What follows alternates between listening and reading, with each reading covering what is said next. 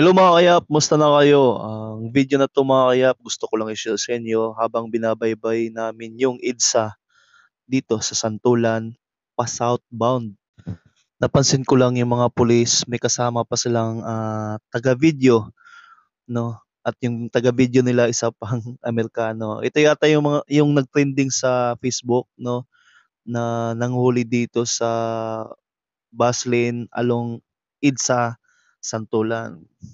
Kaya ingat lang kayo mga kayap, huwag niyo ng subukang pumasok sa bus lane kasi 5,000 lang naman yung babayaran niyo once nahuli kayo. Mas maigi pang magtiis sa traffic kaysa naman sa magbabayad tayo ng 5,000. Ako, hindi talaga ako pumapasok diyan sa bus lane kasi mahirap na baka matsimpuhan tayo.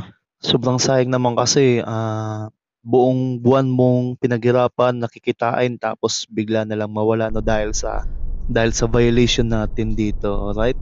Maliban lang siguro kung marami kayong pera, marami kayong pambayad.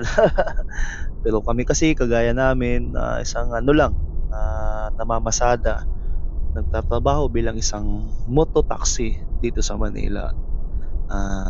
Wala kaming pambayad pagdating sa mga ganyan. So ayun nga, may napansin ako parang may nahuli sila dito.